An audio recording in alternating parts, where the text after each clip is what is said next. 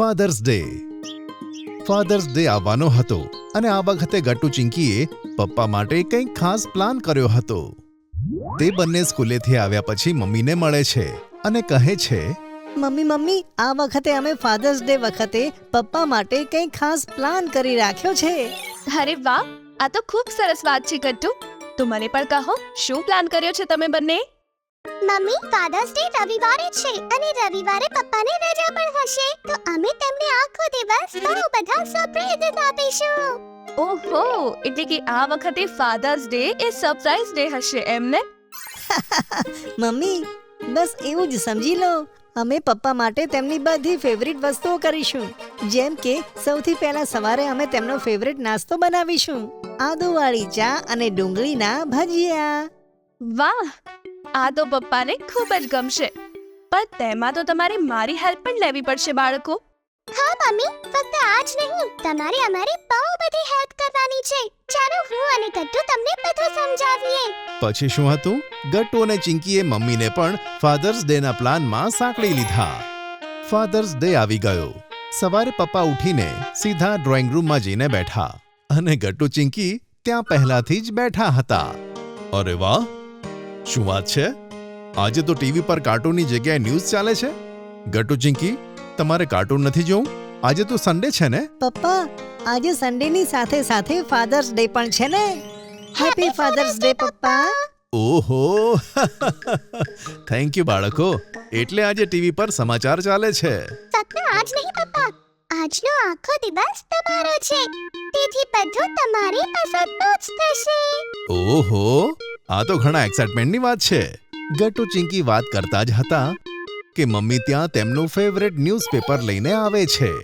ગટ્ટુ ચિંકી દોડીને કિચનમાં જાય છે અને પપ્પાનો ફેવરેટ નાસ્તો લાવે છે. હાલો પપ્પા, તમારો ફેવરેટ નાસ્તો.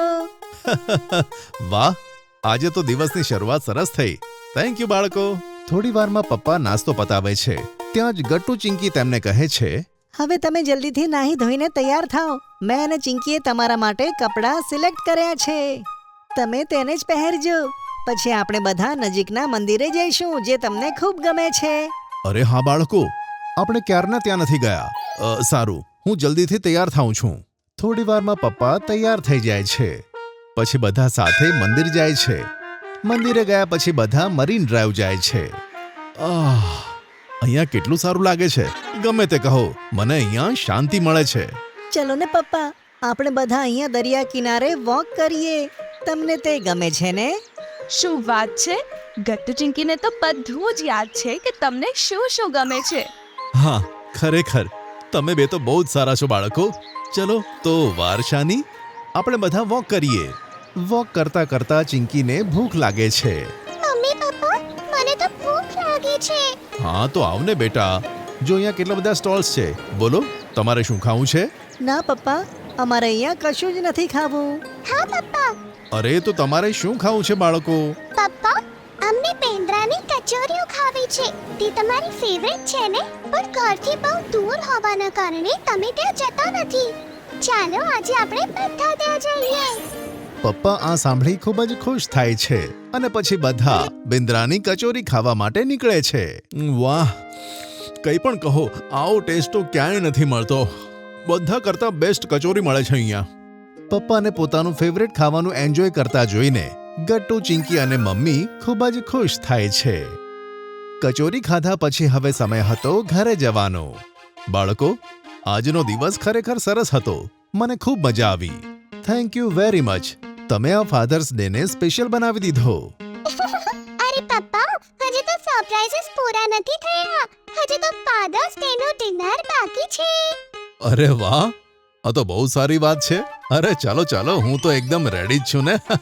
ઘરે પહોંચીને ગટ્ટુ ચિંકી પપ્પા માટે મમ્મી સાથે મળીને ડિનર બનાવે છે અને પપ્પા ફાધર્સ ડે ટીવી જોઈને એન્જોય કરે છે. થોડી વારમાં તો પપ્પાનું ફેવરેટ ડિનર તૈયાર હતું. વાહ વાહ, છોલે ભટુરે અને ખીર. આજે તો ડિનરમાં મજા આવશે. પપ્પા પોતાનું ફેવરેટ ડિનર એન્જોય કરે છે. આ જોઈને ગટ્ટુ અને ચિંકીને ખૂબ જ ખુશી થાય છે. તેમના બધા પ્લાન સક્સેસ રહ્યા. પપ્પા ખાતા ખાતા કહે છે, વાહ બાળકો, શું વાત છે! આ ખાવાનું તો બહુ ટેસ્ટી બન્યું છે. ત્યાં જ ગટ્ટુને એક મસ્તી સૂઝે છે. તે છોલે ભટુરે મોઢામાં મૂકે છે અને કહે છે, થેન્ક યુ પપ્પા. ગટ્ટુને પપ્પાની એક્ટિંગ કરતા જોઈને બધા લોકો હસી પડે છે. અને આ રીતે ગટ્ટુ, ચિંકી અને મમ્મી સાથે મળીને ફાધર્સ ડે ને સ્પેશિયલ બનાવે છે. જો તમને અમારી વાર્તા ગમી હોય તો ટૂન કિડ્સને લાઈક, શેર અને સબસ્ક્રાઇબ કરજો.